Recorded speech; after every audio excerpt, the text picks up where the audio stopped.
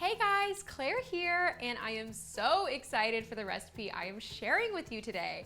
This is a McNamara classic. McNamara is my mom's maiden name, and I've mentioned this before, but I'm actually 3/4 Antipodean, which means I am half Australian on my mom's side and a quarter Kiwi on my dad's side, with a little bit of Tasmanian thrown in there. So like a big portion of my family is all from down under, and my mom makes an amazing Pavlova. So a little bit of history on this. It's actually named after the ballerina Anna Pavlova when she was doing her grand tour and she went to Australia and New Zealand.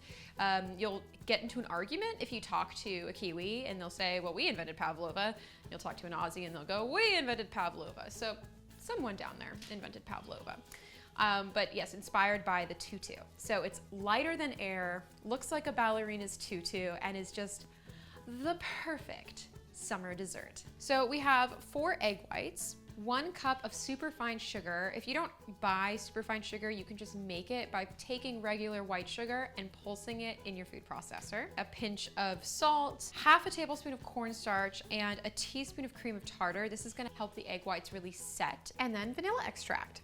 So the first thing I'm going to do is sift together the cornstarch and the cream of tartar. And next, I'm going to whisk together the egg whites with those dry ingredients and the pinch of salt. And I'm going to whisk this until it gets actually pretty stiff, like almost all the way done. So imagine somewhere between soft peaks and hard peaks, and then I'm going to drizzle in my sugar. This looks gorgeous and glossy, so I'm just gonna add the vanilla extract. Nice. And now for the fun part. So I like doing this on the back of a baking sheet, and the reason why is it's a lot easier to slide around. I don't have to have it go up and over a lip. And also, if the Pavlova expands in the oven, it doesn't really bump into anything, which I like a lot. So we're basically just going to create a ring, and it's gonna have a little bit of a divot in the center, and then these luscious, beautiful peaks around it. So now using the back of a spoon, I'm just gonna create these lovely little peaks and points. And now this goes in the oven at 275, and then I immediately turn it down to 250 and let it bake for about an hour. What I'm looking for is for the entire Pavlova to basically become matte. I don't want it to be shiny, so if you open it up and it still looks kind of shiny, that means it hasn't finished yet. And then I'm gonna turn off my oven, leave the Pavlova in, but just crack the oven a little bit until it comes to room temperature, and that usually takes another hour or 2. So it's a bit of a thing, but it's worth it. All right, let's get it in the oven. All right, the Pavlova is out of the oven. It is room temp and it looks so pretty. I love it. It's like a giant sort of meringue hillside. So cool. So in front of me, I have about 3 cups of fruit, like maybe 2.5 cups of fruit. Today I'm just doing mixed berries. Traditionally though, it's just not in season right now, but I usually have passion fruit pulp on top. My mom does a combo of, mango and pineapple and strawberry and kiwi. It's like this lovely tropical blend.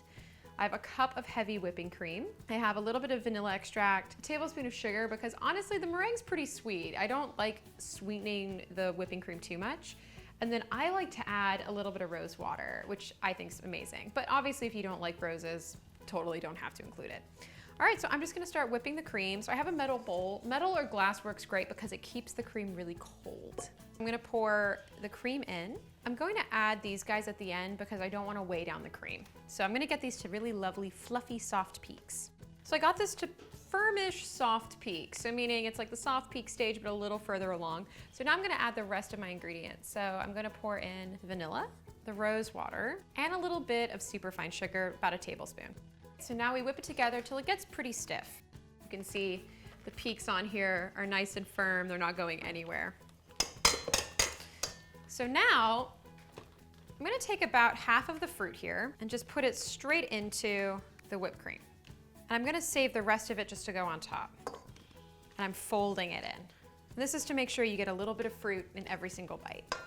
In the cream goes, and right into the middle.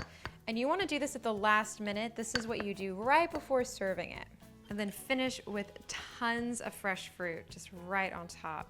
Isn't that pretty? This is my favorite summer dessert. It's so great with fresh fruit and just keeping it in the season. So whatever is peak of season, that is what you should use in a pavlova, and leave it alone as much as possible. So berries is perfect. When mangoes are in season, it's insane with this. Anyway, so good. Okay, I have to give it a try. Oh. Now, I don't know what a ballerina's tutu tastes like, but I'd imagine it's something like this. That is just so light, so beautiful, and the meringue just sort of flutters away. It's so delicious. I love this dessert.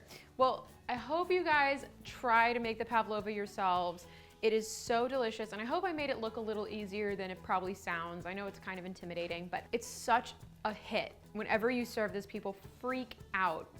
Just remember, the key to having a beautiful pavlova is a finished meringue. So let that meringue sit in the oven. If it needs a little more time, give it more time. It should not be at all shiny. All right, well, thank you so much for watching. Please comment below. I'd love to hear about your childhood favorites, what you guys love to eat during the summertime. Thank you so much, and like the video if you like it, and I'll see you later. Bye.